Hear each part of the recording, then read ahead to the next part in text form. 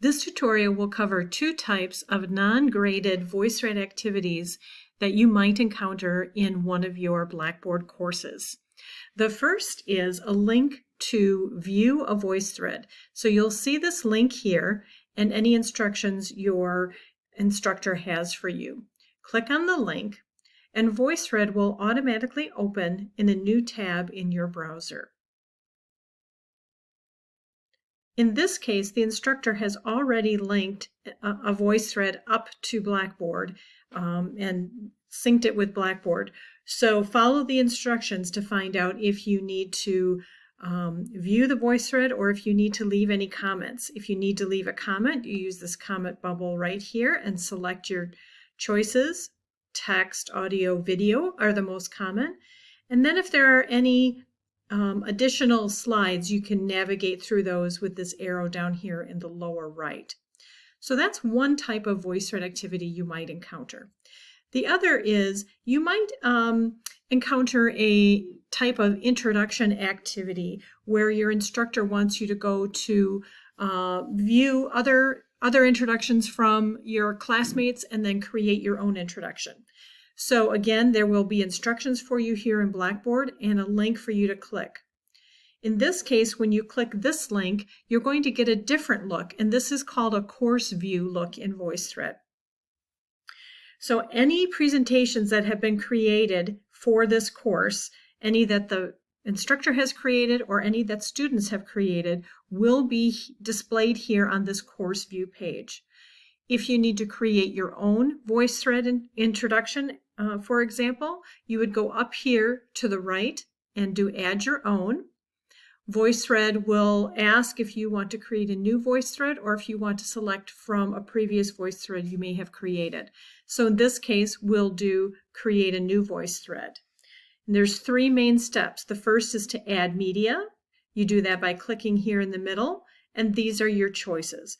Most often, you might be adding a file or an image or a photo from your computer. Under media sources, that is where Google Drive is located, so you might be adding a file from Google Drive there. You can also do an audio recording, a webcam photo, a webcam video, or add a URL. So in this case, I'm going to go to my computer. I'm going to go into my picture file, and I'm going to get an image to share in my introduction.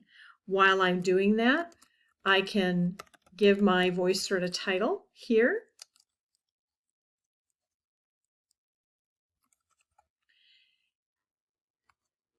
That title appears here. So I can edit this if I change my mind. If I want to add another slide, I can repeat the process I just did by clicking on this Add Media button. The second step after I've done adding media is to do a comment. So I click on this comment area. Here's the slide that I created with the media, and here's the comment bubble where you can create a comment. So in this case, I'm just going to create a sample text comment for you. VoiceThread is a cloud-based software, so anytime you create something in VoiceThread, you can come back and edit it later. So if I wanted to change this comment, I can come back in and edit it. Even though I've already submitted it to the class, I can come back and I can add more slides down here with this plus button. When I'm done with my comments, I click the X up here in the upper right, and then I click Share and Return to Course. And there's a verification that I want to do this. And once it's done, I can go back into my course, and if I want to make sure that it's there, I can click on the link again and go into course view and see that my introduction presentation is there. So those are the two types of VoiceThread activities that you encounter that will be non-graded activities. So watch for those in your course. Good luck.